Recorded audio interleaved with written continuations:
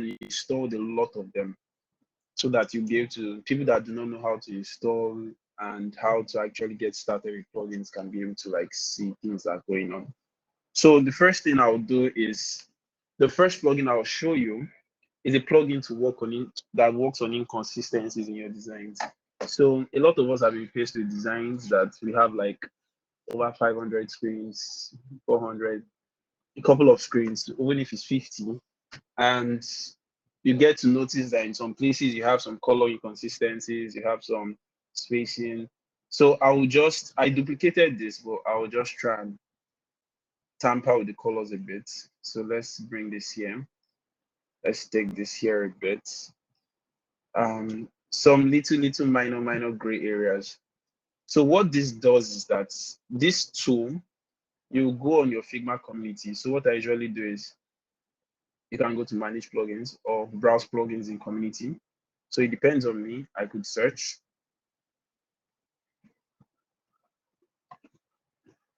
Now the name of this plugin is Lint.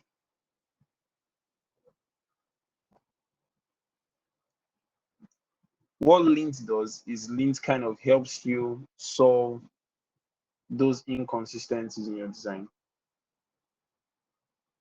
So design Lint, so here it is, I'll install it. It's installed. I come back to Figma.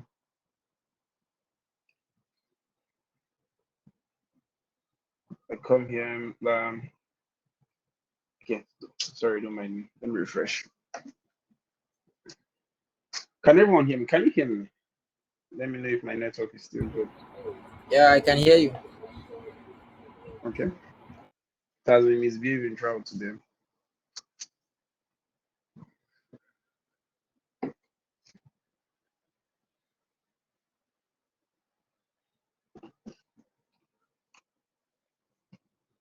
Yeah, it's taking the time. It's taking its time to load.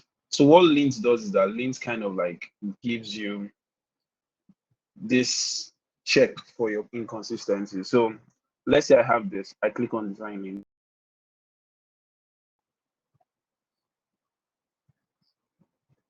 And plugins run. So it has been able to highlight my screen. It's showing me the amount of inconsistencies I have. So on this column 3, text or blah blah blah, what are the inconsistencies fixed? There is this inconsistency fixed that's taking me to that point. On this card, there's a drop shadow that is a bit different. I could go next. There's a missing textile on this one that is a bit different from the rest. So it just kind of like shows me different places in my designs that have like little inconsistencies here and there. So I could come back again, go to my links, and I could fix. So let's say I go to error counts, I come here, I could see everything. It's showing me more my inconsistencies. So I could just easily just pick it out and start fixing. Like it directs me to the places, then I start fixing. Let me show you that one more time.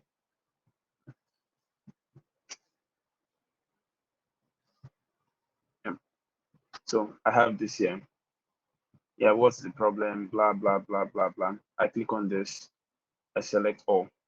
So these are all my blog posts that are meant to have like a similar drop down, but there are some that have like a different drop down. So all I just do is I go here, now I fix. So links just helps you like highlight it. So what I can now do, what personally I do, let's say I can come here, I highlight on the drop shadow. Drop shadows are the things that they're talking about. I highlight it, I Control C. Figma kind of makes it easy for you to copy out styles. So I highlight on everywhere, double click on this, double click on this. All I just do is Control V, replace that drop shadow, delete the former one. Since the drop shadow is a problem, and now that has corrected. But now that was because I looked at drop shadows. A lot of times your text colors, your typography can be different. It helps you kind of check it out. So let's say this was a text that was circular XTD. Let's say I used Proxima Nova. It kind of notices that, okay, there is a change of font there. And all I just get to do is it kind of notices, okay, this is the H1 section, but it's kind of different from this other section in this place. All I just need to do is come here, click on Control Alternate C. I use a Mac, so that's Control Option C. I copy it and I paste it. So I can copy the styles from anything basically. If I was copying my normal text, I'll do Control C, Control V. But if I'm copying not the text now, but the style, Control Alternate C, or Command Option C, and I'm done. So that is one. The next one is like, it's a very interesting one I kind of use when I'm working on, like, especially with, and that's breakpoint. So the reason for this is I might be working on a prototype that the client kind of wants me to show him how it kind of works on different views and sizes. So what I do is I design for the mobile, I design for the tab, and I design for the web.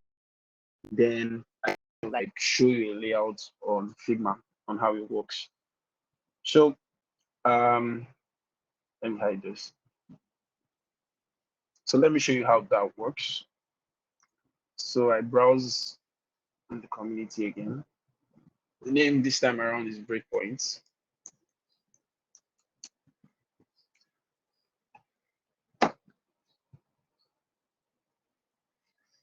Install breakpoints. Come back to Figma and reload this.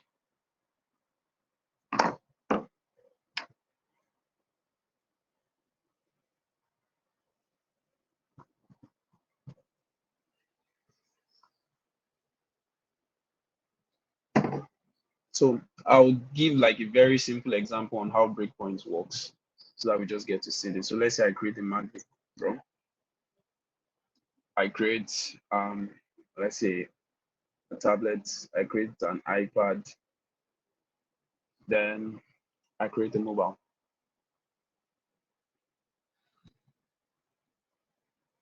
Yeah. So this is all I'm just going to do. So let's say I put this here to show you how it works on mobile. I kind of fix this here to show you its view on web. Let me ensure the same spacing. Then I copy this here as well too. Okay, yeah. So in case you're looking for that shortcut as well, I might be doing a couple of things. To copy this and drag, all I just do is I click on Option or I click on Alternate. So it just, instead of Control C, Control V, kind of gives me replicas of this.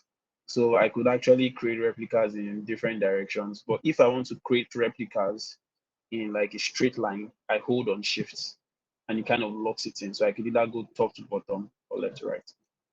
So a couple of all these things I might do some things that seem not just normal to me as I'm going. Okay, that now that we said that, I think another one I would show is, for example, you're working on a prototype and you want to like take your cards or you want to take an element out of the screen that kind of like animates into the screen. So you have a design frame that's then on your prototype you have it somewhere else, then you are trying to take it out of the frame so it kind of goes in, but you get to a particular point whereby it kind of breaks out of that your frame. Like it's perfectly normal, it comes out. Even though I want to keep it in the frame, it just finds a way to come out. But there's a fix for that. All you just need to do is hold on your Shift, because you can, for you to have your good prototype, you need it to be on the same line. So you need to ensure that it's on the same line. Hold on your Shift so that it's kind of locked in. Hold on your space bar.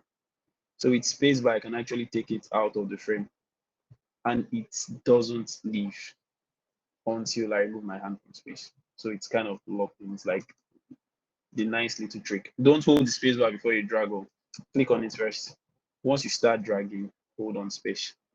So now I can leave this here, then I can animate it. I can take it anywhere. Or maybe you're working with like lines and arrows that you're trying to point. Maybe you're working on a little wire flow or something. I can, let's say I draw an arrow. let me just bring an arrow. So maybe I'm trying to connect one screen to another screen. Maybe I put, yeah, see, that's already even started. That's taking it out. I put one screen, I'm trying to connect to another frame, blah, blah, blah, blah. With this, if I kind of drag this into an extent, it takes it into the frame. So I don't want it to be in the frame. All I just do is I hold on my shift, it kind of locks it in. I held alternate, so it created a duplicate. It kind of locks it in, and I can actually navigate and fix up problems. This is not inside the frame just because I held on my space bar. So it's like a nice little trick. But that aside, let's go back to our breakpoint. So let's say I resize this a bit. 3 to 7.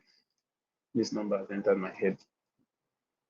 So I go to breakpoints. I run breakpoints. Yeah, welcome. Just because I come out you, blah, blah, blah. New adaptive layouts. So this adaptive basically means I have a layout for mobile and I have to add an extra layout. So I want mobile, web, and tab. So I say, okay, I click on the frame I want for mobile.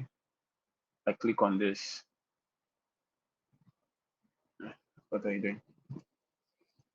Add. So I click on this. I select I click on my web, my tab, sorry.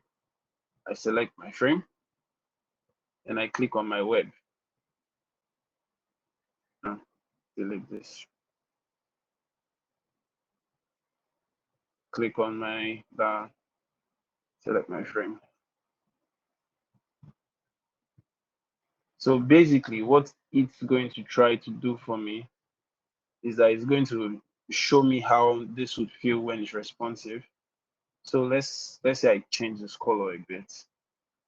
I change this a bit. So you kind of like see the difference.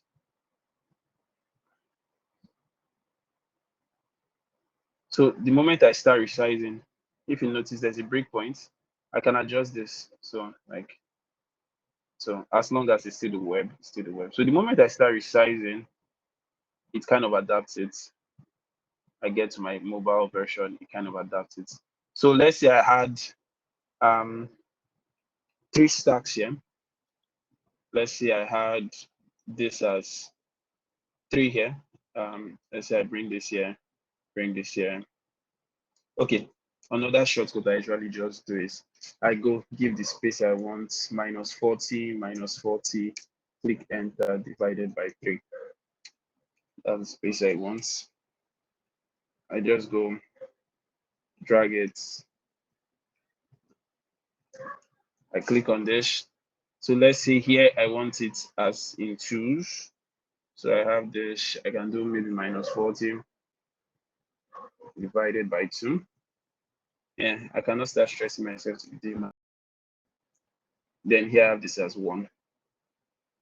So basically, all I'm just doing is the moment I'm here, it's making it responsive. I become responsive to this as adjusted. So like I could design whatever I want to design, my hero section, blah, blah, blah, blah, blah. And I just kind of, because you need a lot of all these things in handoff. I just showed you there's like, oh, you can actually expand this, there are different breakpoints. This is how it's going to look on web, mobile, and the app interface. So another plugin I usually work with, Figma 3D. Hello, Aise. Aise. Yeah, can you hear me? Yeah, I can hear you. Can you take questions as you show us what you are doing, or you want questions after? Someone has a question for you. Okay, sure, no problem. Well, Okay, let's do it this way. You are not going to take too many questions. It's just going to be questions around what you are doing. So Sharon is asking, why did you subtract 40 for the different screens? Okay, it's bad habit. I work with an 8-point system. All my designs always work with an 8-point system. So yeah, there are different point systems when you're designing. You can work with 8, you can work with 5, you can work with 10. Pick a side. So my side I usually pick is 8. So It's just like a default sizing that is in my head. Whenever I'm trying to work with spacing in between sections, like this is a web interface now. This is a molecule for for a design component that I work with. So if you look at the spacing from here to here, it's 40. So this 40 kind of like it's not too big, it's not too small. It's just there. So that one is just a spacing I work with. All these components, you understand what I'm talking about, right? Hope I did not. Yeah, Sharon, I believe you are clear now. Go on. All right. So another, okay, let me close this. Another tool I work with is Fig 3D. But I rarely work with Fig 3D. I think it's kind of straight to the point.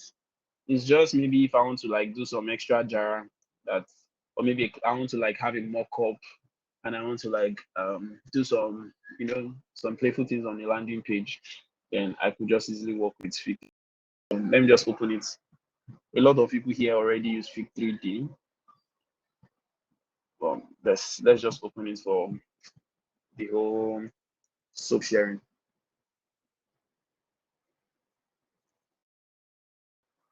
Did I delete this? I think I uninstalled it now.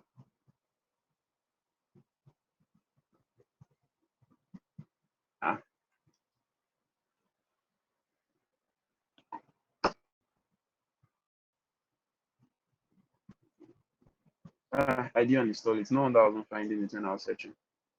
Sorry about that. I thought I uninstalled almost all the plugins. Okay, so you come here, I run Fig 3D. So let's just say I create a little circle. Okay, let's just create a circle.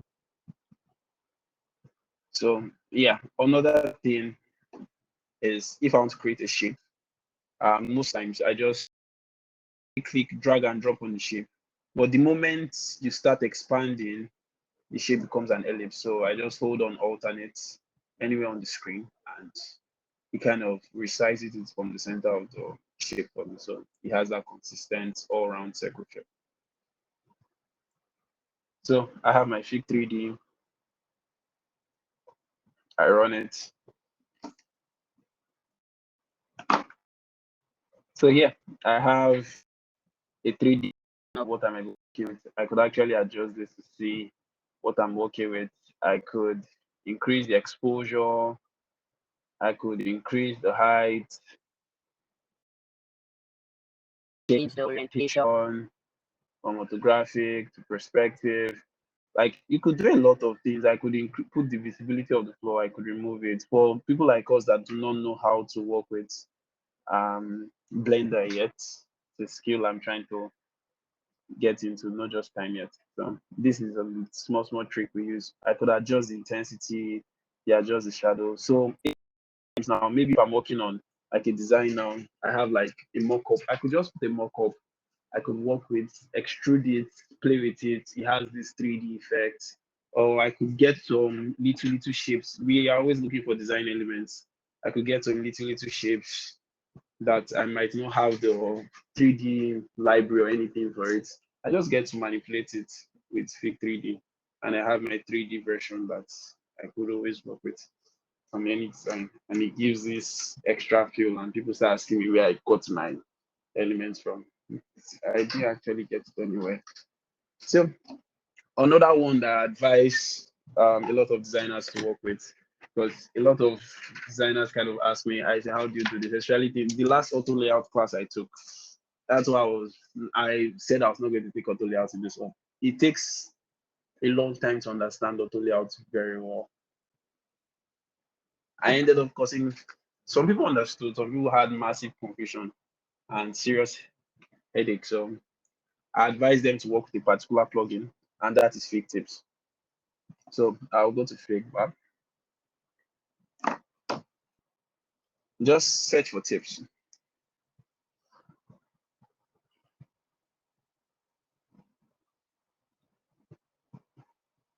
Fig Tips, install it.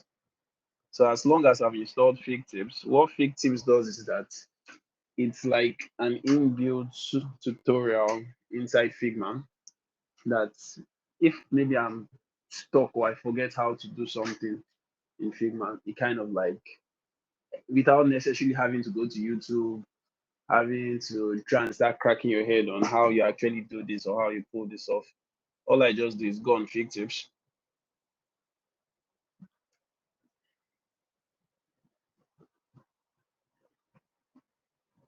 Yeah, and I just search what I'm looking for.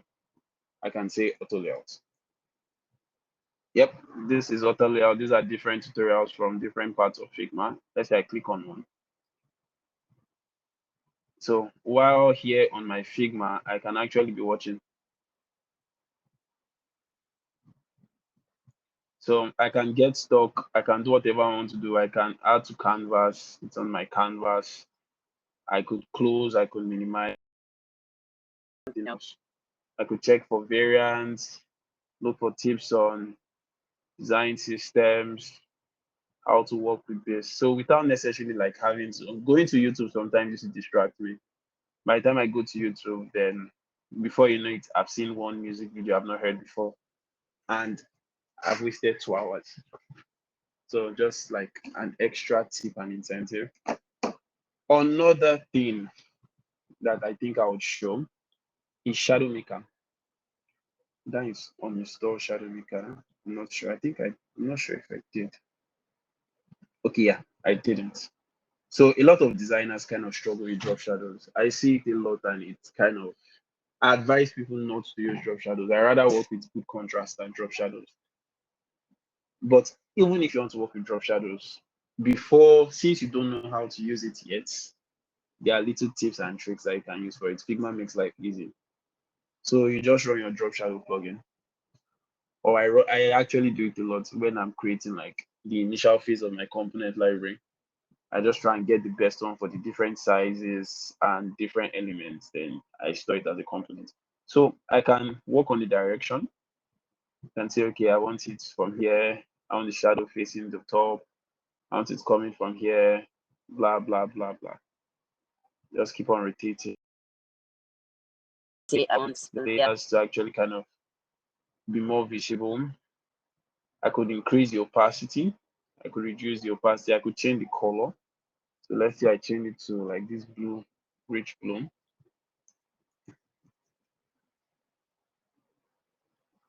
I could change the color. Let's say I reduce the opacity a bit. I work on the layers. I don't want it to kind of like spread too much. I could play with the distance. I could increase the blur. So you kind of like have a lot of things that you can do with it. Let's say if I manipulate this color, let's say I make this a white, I could actually see how this kind of feels without necessarily having to have too much thinking about, okay, am I putting the right number? Am I putting the wrong number? And blah. Just have like that very subtle drop shadow that you're looking for. So I will not balance on this. I can advance view. I can get to actually see the direction or the flow I want to take it through, like very dark to very light to dark. I could kind of adjust my blur and everything. So you by default you are working with a very subtle drop shadow without necessarily knowing how to manipulate the drop shadow. This is a very terrible drop shadow I've done here, by the way. I actually take more time doing this. So another trick is spell. Now, I use this when I'm working with the clients that wants me to actually come up with content. So especially some very frustrating, both Nigerian and foreign actually. Like you see some clients that will be checking your spelling in design, like you are the UX writer or something. Like Oga, I tabo, I background, it's fine. The dev that is implementing it, she will not correct me. But anyways, let's see. I put um let me blow this out of proportion a bit.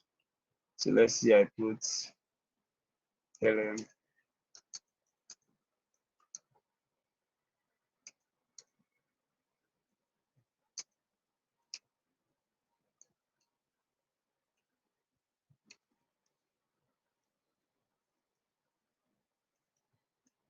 So I put something like just something crazy, just some mistakes here and there.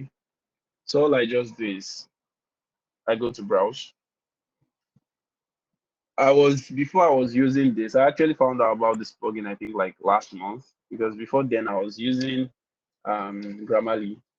But the whole me having to kind of click on my Chrome, I think, yeah, Grammarly is here. Then I'll now go copy, paste, and the rest. It kind of like was just slowing me down most times. So I'll plugin. So all I just do is I install it. I come back to Figma. I reload. I Figma.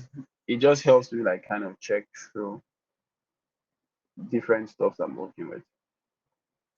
Okay, I think I have a lot of.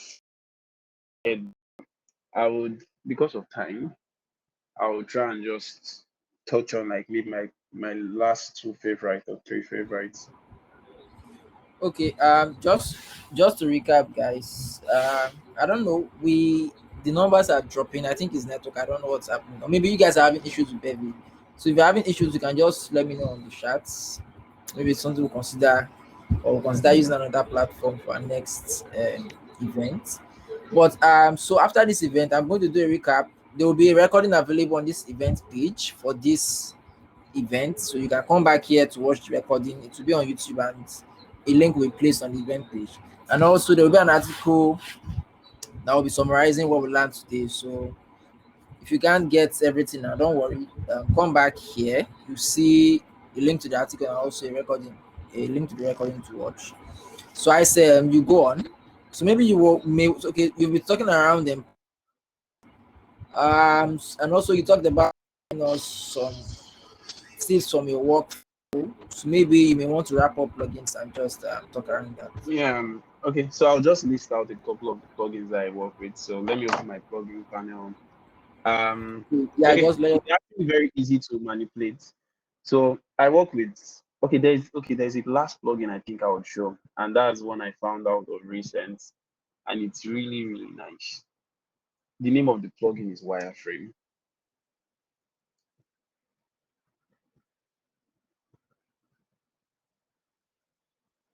Wireframe. Like this plugin kind of saved my life in my last project. What Wireframe does, custom build wireframes that you can always work with.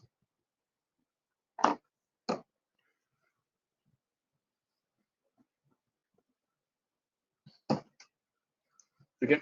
So yeah, but before that, plugin. Okay, I really work with Avatar. I really work. This best font picker annoys me because it just shows me the fonts, but it doesn't really show me how my text looks like on the font. So I work with blobs. I work with blush. Blush gives me like crazy supply of illustrations that a lot of people don't use. So it makes it look like my work is unique, but not really. I work with color designer if I'm looking for quick palettes.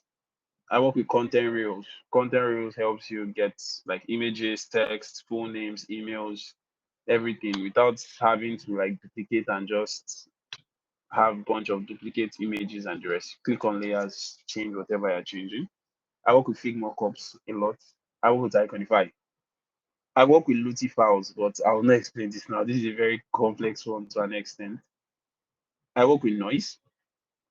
I rarely work with remove BG. I don't know, it stopped working all of a sudden on my PC. I think I'll have to install it.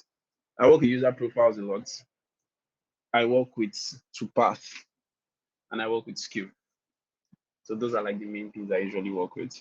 So let's click on wireframes. Let me show you how wireframes works. So what wireframe does is that it has a bunch of custom built wireframes that I could easily just search for and click on my design and start working.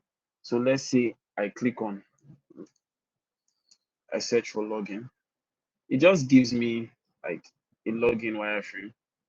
I can click on it. It has downloaded that wireframe, and I can just have it inside a frame. So if I want to like kind of like explain, if I want to explain to what did I win?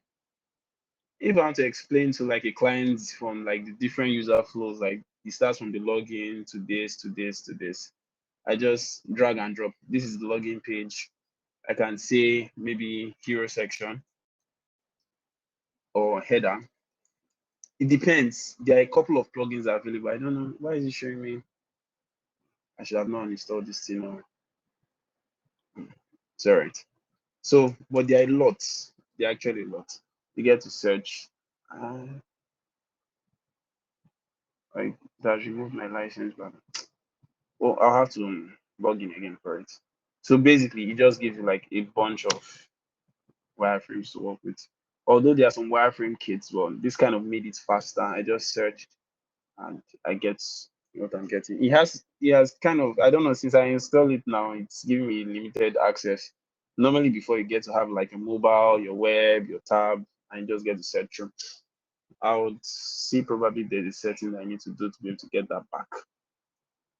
So aside that, some little tricks like, okay, if I want to bring in images, I hold on Ctrl Shift K to access my browser. I get to click like a lot of images. I just get to place all or drop. I rarely place all because I don't keep everything on one spot. So I just get to place in different directions. Then I can place all here. So all I just do is click this box, maybe give the particular space, and I can actually work what I'm working with here. Another thing is, let's say I want to make random duplicates. So if I want to click into these elements, I need to click and click and click and click in, but I could easily just hold my control, my command, and it kind of clicks into all these frames and groups and everything and clicks into list elements. Control C, Control V. I drag to whatever direction I want. I can click on Control D and it gives me like equal sizings. A lot of tricks I might not remember, but as I'm remembering, I'll just keep on discussing questions. And I think because of time, let's see how that goes so far. So, okay, I think the last one I want to talk about is there is one small trick I found on prototype. Now, if let's say I'm working with a frame, let's say I click on a frame, this is a desktop view. Let's say I click on MacBook. Yeah. So I have this, right? So all I can do is I could make this, I could create an image. Let's say I just drag and drop this.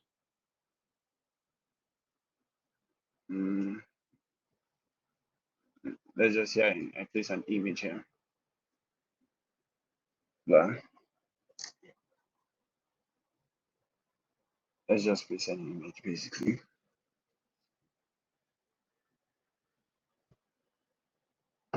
So like I've actually, it's a very simple fix. So like for parallax scrolling and the rest. So, oh no, I click on this.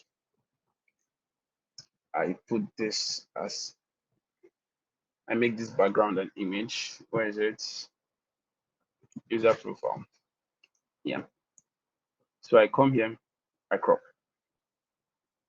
this out.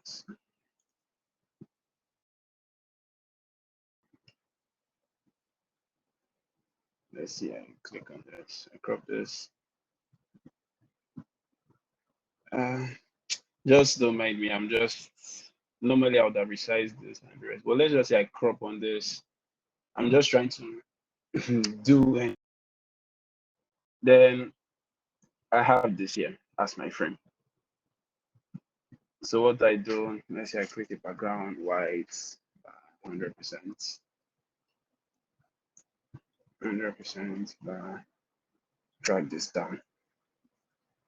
So I have this as here. So all I'm just going to do is I would have whatever I'm writing here, let's say put my block of text, put this, put whatever I'm putting. Let's just put maybe a block of text here or a random block here. We have this, we put some text here and the rest. So let's say I break this out. It's a 60, yada, yada, yada. Get to put a couple of things on there. If I click on this again.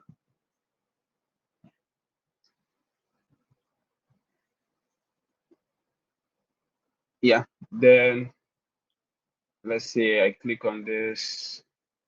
Now this is just something random basically. So what I'm just going to do is, okay, another thing I do, I try to like work with a custom size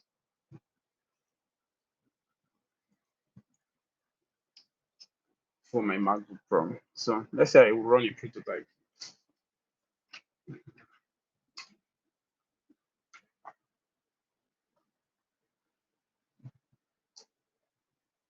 I actually didn't have enough time to do this properly, but yeah, it's, oh, this takes a while to set up. I'm coming. Can you hear me? Oh shit, I have to rush up to something in the next 2 minutes. Okay, I think I'll stop here for now. So does anyone have any question for me? Do a recording and send to Kutaj, and we'll see how that goes for now. All right, guys. How many minutes do you have for us, Aise? I could spare like, let's say, another 10 minutes max, All right, or guys. let's say So, 15. okay, so like you said, we will do a recording, make that available. Then I will do a scripting of the video and have an article on Medium, share a link. I will list the plugins we talked about, and also you have a recording to watch also after now. But if you have any questions, you can just drop in the chat. If you can't see your mic still, you can just drop and you respond to that. Someone, um, Shegun talked about having issues with Iconify. I don't know. Do you work with Iconify? I rarely work with Iconify. Iconify has like a range of plug of icons from different libraries. So there is really serious inconsistency with Iconify icons. So I only work with Iconify maybe if I'm looking for like a fancy icon that I'm not getting on other places. And I don't work with Iconify for emojis. I work with Fig like emojis first. So I really work with Iconify. It has very serious inconsistencies. Okay, so Sherwin is saying wireframe plugin, set elements are arranged the way you have envisioned the products you are trying to design. Sherwin, I can't really get your question. Can you still can you see your mic? Or maybe I say you can just see that and try and make sense of it. It's in the QA. Hmm. Q and A. Q and Um, A. I'm not seeing Kiani in this stuff. Go I'm back to seeing chat. rounds, attend this Go back to chat. chats. Okay. Yeah. Figma needs to work on this UX one. Okay, the wireframe plugin. What if the set templates aren't arranged the way you have envisioned? No, no, this is not necessarily like the way. Now, one thing about wireframes is that for the first version, most times the wireframe that I usually do is to like kind of walk through the idea I have. It's more like an advanced user flow for the first stage that I want to do.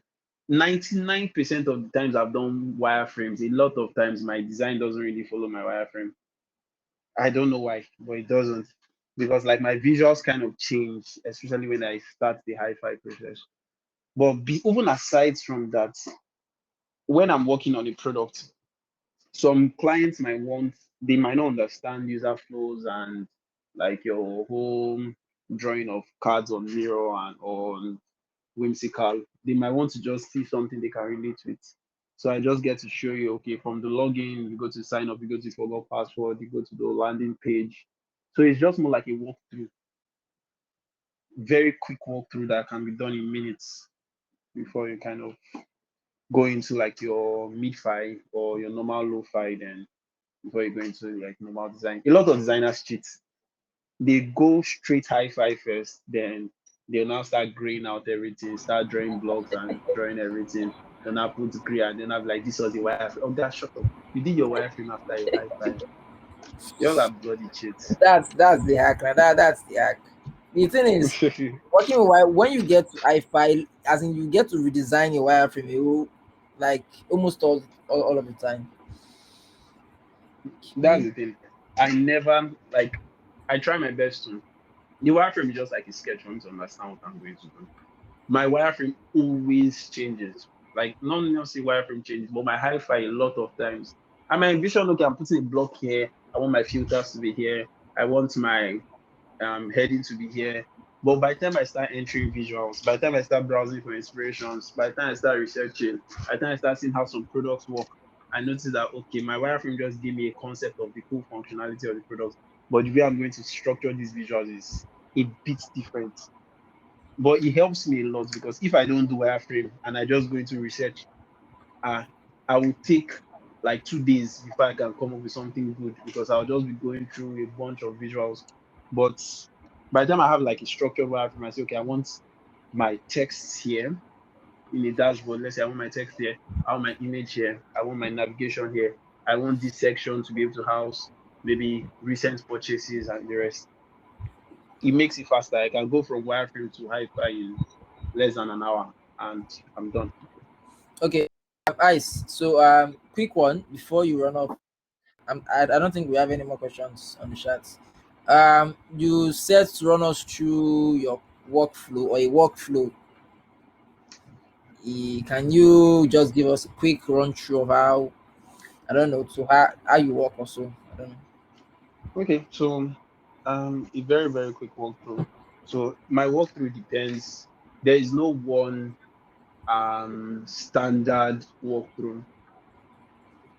Every walkthrough depends to an extent on the project that you're working on. So for example, I can be coming to a project that is going from scratch, and I'm the one that is going to work with the inspiration, conduct the researches, gather the ideas, work with some validations of some of the design brief that was given to me and a lot of things.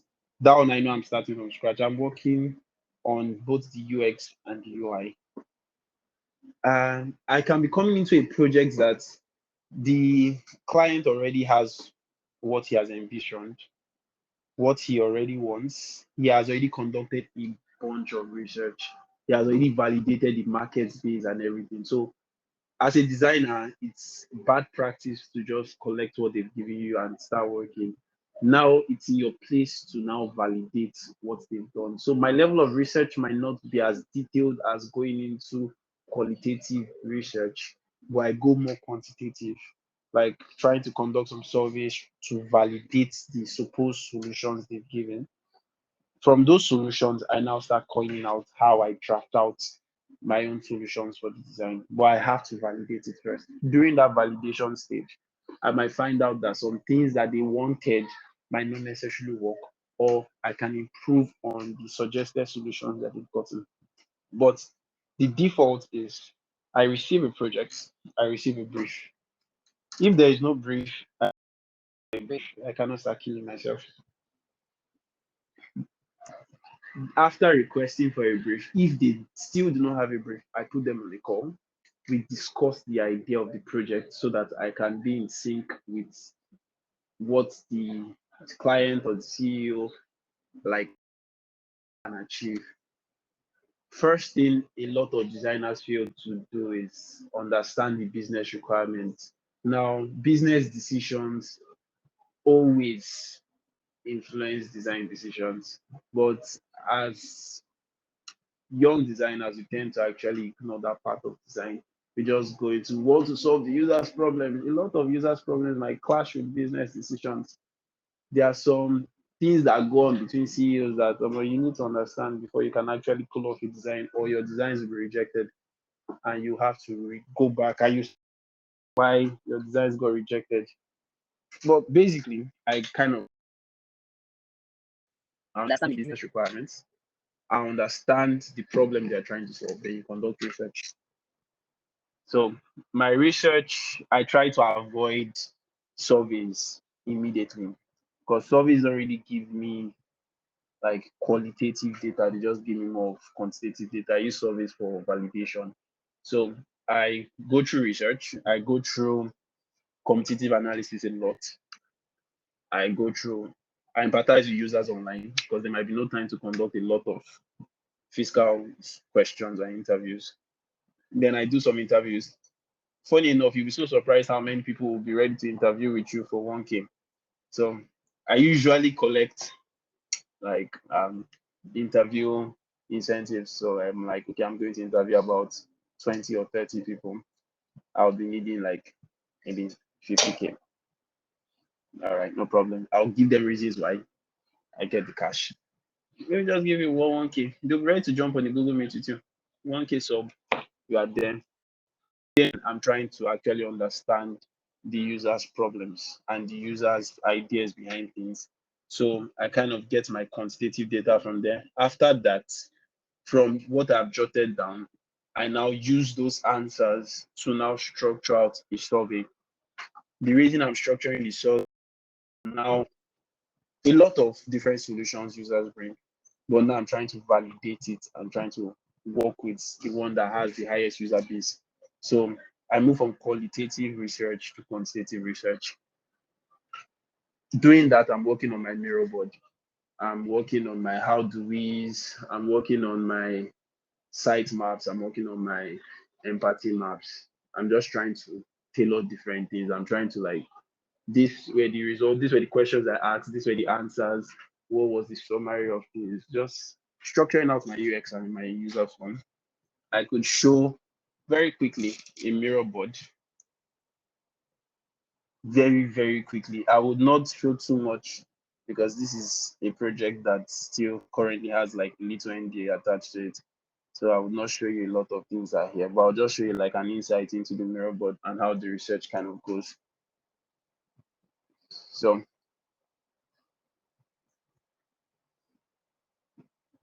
can you still see my screen?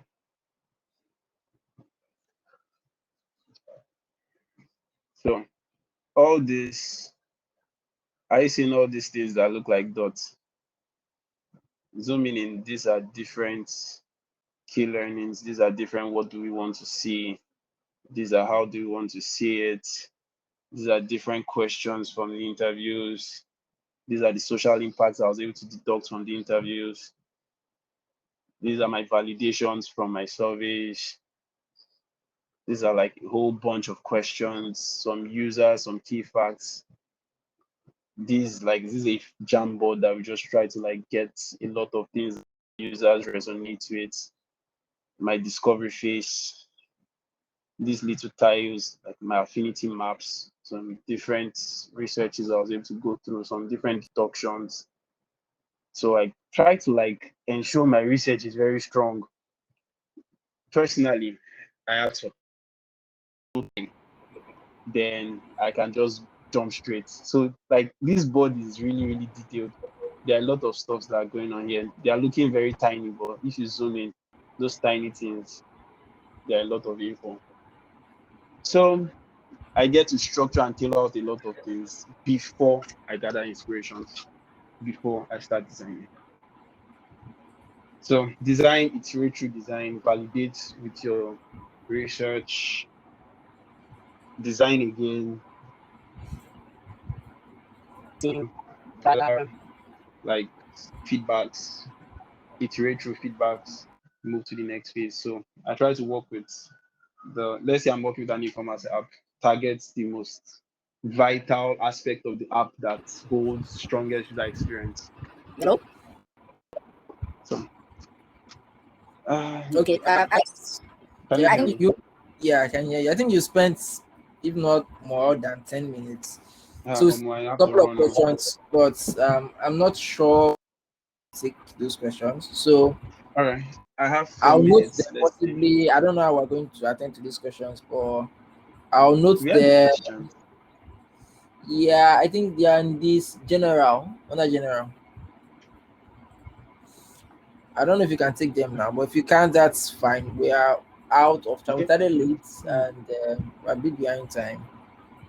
Someone said, how do I carry out research? And what can someone do when clients are throwing research in? I think I just explained how I carried out research. And what can someone do when clients now see life is not hard.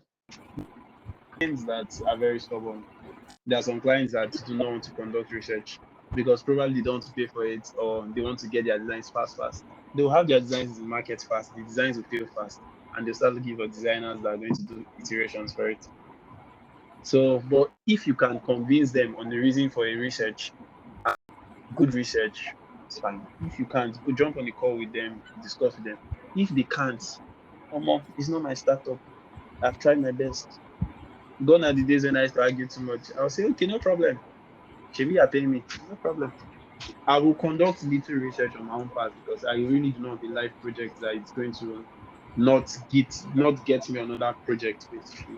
So I'll try my best to just conduct little research and do a lot of things. But he's still the one that gives the final validation and feedback. So if he gets to the point where he's frustrating my life, I'll give him what he wants. If he says I want this button giant here, I will give him the button giant then and I will go. And if they ask me in interviews, can we see a live link? I will never display it. That project was just for money. Full stop. Um, yeah, so guys, we can take. I don't know how we're going to handle these questions. But let's see, Ice. If you can, I will note these questions. I'll put them across to you. If you can provide answers to them in the article I'm going to create to summarize this event or to script the event, I'll put up some of these questions and their answers to them also. So I think that will make sense. Yeah, sure, that's fine. That's fine. So I'll try and answer a lot. I think I have to jump off now. I'm very, very sorry. All right. Thank you very much. Thank you very much. All right, guys. All So right. thanks for coming around today. I hope you guys got value, and also I endorse you guys to look out for the recording that will be up in a couple of days about the event, and also the article that's going to script the event. Talk about the I'm just going to bring out everything he talked about, how it works, the plugins he talked about, different hacks. Answers to the question. So we have that available also on the article. So when that is live, I will possibly send an email around for those of us who register for the events to have access to it. So thank you guys so much. Have a good night rest. Yeah. Goodbye from me.